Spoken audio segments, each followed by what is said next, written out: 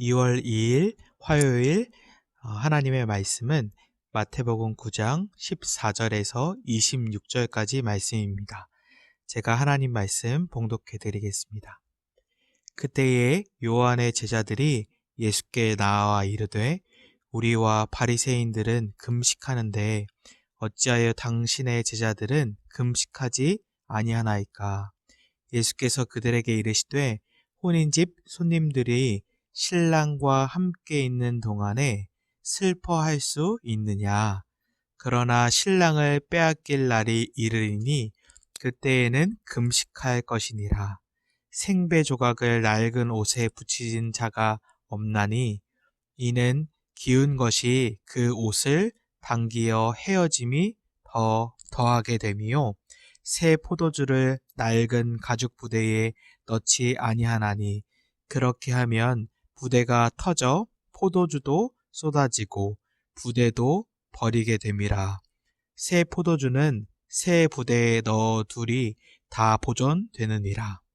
예수께서 이 말씀을 하실 때에 한 관리가 와서 절하며 이르되 내 딸이 방금 죽었사오니 오셔서 그 몸에 손을 얹어 주소서. 그러면 살겠나이다 하니 예수께서 일어나 따라가심에 제자들도 가더니 12해 동안이나 혈루증으로 앓는 여자가 예수의 뒤에 와서 그 겉옷가를 만지니 이는 제 마음에 그 겉옷만 만져도 구원을 받겠다 함이라. 예수께서 돌이켜 그를 보시며 이르시되 딸아 안심하라 내 믿음이 너를 구원하였다 하시니 여자가 그 즉시 구원을 받으니라. 예수께서 그 관리의 집에 가사 피리 부는 자들과 떠드는 무리를 보시고 이르시되 물러가라 이 소녀가 죽은 것이 아니라 잔다 하시니 그들이 비웃더라. 무리를 내보낸 후에 예수께서 들어가사 소녀의 손을 잡으심에 일어나는지라. 그 소문이 그 온 땅에 퍼지더라. 아멘. 오늘 본문 말씀은 크게 두 단락으로 나뉩니다. 첫 번째는 마태복음 9장 14절에서 17절까지 금식에 관한 가르침. 두 번째 단락은 마태복음 9장 18절에서 26절까지 한 관리의 딸과 혈루증 여인을 치유하십니다. 먼저 첫 번째 단락에서 바리새인들이 제자들은 왜 금식하지 않냐고 질문합니다. 이것은 바로 앞 단락에서 예수님과 제자들이 식사를 하는 이야기, 죄인들이 식사나 하는 이야기 바로 뒤이어서 금식에 대해서 나오는데 이 연결은 아주 자연스러워 보입니다. 바리새인들은 속죄일 금식뿐만 아니라 매주 월요일과 목요일 두 차례씩 금식을 합니다. 여기서 15절에 예수님께서는 이 현재의 상황을 결혼잔치의 비유로 말씀을 하십니다. 즉 신랑을 메시아이신 자신에게 비유하시면서 이 신랑과 함께 있는 기쁨 그것을 강조하십니다. 그리고 이제 뒤이어서 17절에 새 포도주는 새 부대에 넣어야 둘 다 보존된다 라고 말씀하십니다. 이 말은 무슨 의미냐면 메시아의 새로운 사역과 기존에 있던 유대교 종교의 체제가 다 같이 공존할 수 없다라는 이야기입니다. 이제는 예수님의 메시아 사역으로 완전히 새로운 종교의 체제, 곧 신랑과의 기쁨을 누릴 수 있는 새 시대가 왔음을 분명하게 알려주는 것입니다. 그리고 두 번째 단락은 마태복음 9장 18절에서 26절까지 두 쌍의 기적 이야기가 하나로 묶여 있는 이야기가 나옵니다. 한 관리의 딸과 혈루증 여인의 치유하심이 나오는데 이 마태는 첫 번째 나오는 한 관리 이것을 마가와 누가는 회당장 야이로라고 이야기합니다.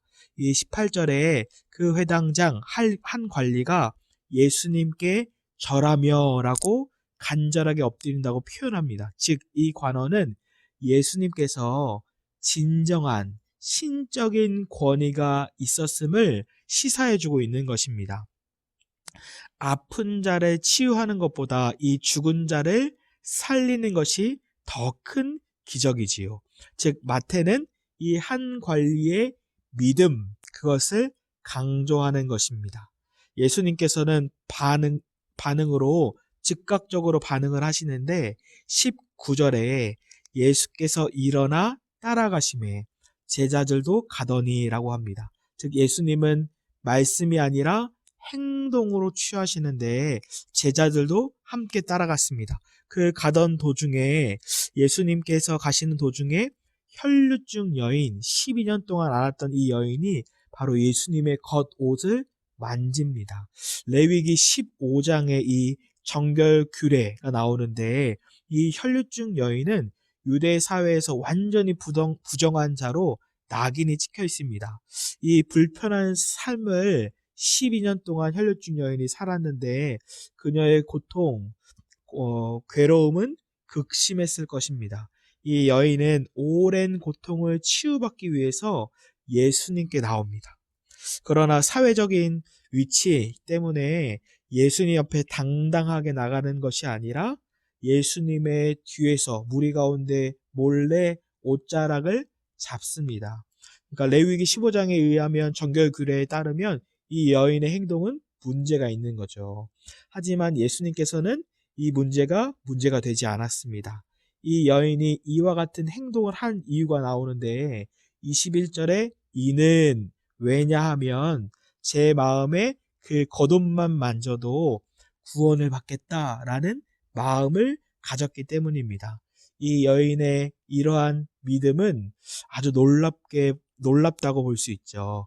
마태는 예수님께서 그녀의 신념을 믿음이다라고 인정을 합니다. 22절에 따라 안심하라 내 믿음이 너를 구원하였다라고 말씀하십니다. 즉, 이 치유 발생의 원인은 바로 믿음이다라고 얘기하는 것입니다. 예수님은 이 여인의 신뢰 그리고 이 여인의 행동을 바로 믿음이라고 말씀하십니다.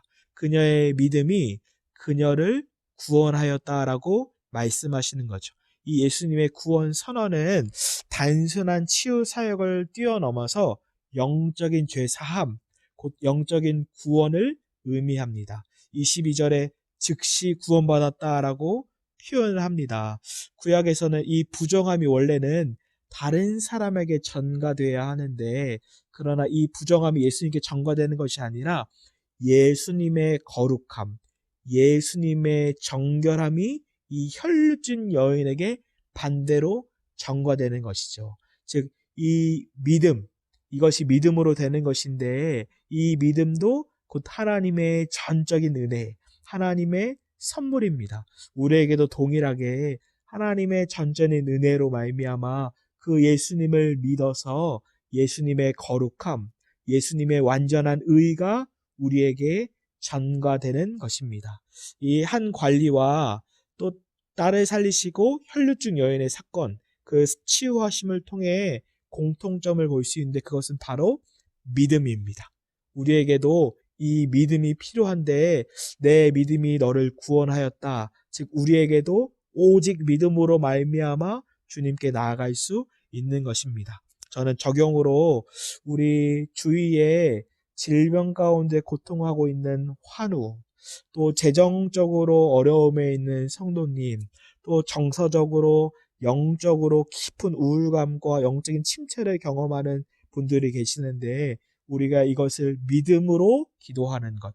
야고보서 5장 16절에 의인의 간구는 역사하는 힘이 크다라고 말씀한 것처럼 이 의인이란 하나님과의 바른 관계, 믿음의 관계를 맺고 있는 성도의 기도는 역사하는 힘이 크다라고 말합니다. 우리도 이 믿음으로 우리의 주변을 위해서 꼭 기도하고 역사하는 성도가 되기를 원합니다. 제가 기도하겠습니다. 사랑하는 하나님, 감사합니다. 오늘 말씀과 같이 신랑이신 예수 그리스도를 바라봅니다. 우리 안에 하나님께서 주신 그 믿음, 그 믿음의 선물을 우리도 사용하여서 어려운 질병 가운데 있는 환우를 위해서, 재정적인 어려운 성도를 위해서, 정서적으로 영적으로 어려운 우울과 침체 가운데 있는 우리의 주변의 사람들을 위해서 믿음으로 기도하는 하루가 될 수 있도록 은혜 허락하여 주시옵소서. 우리 주 예수 그리스도의 이름으로 기도합니다.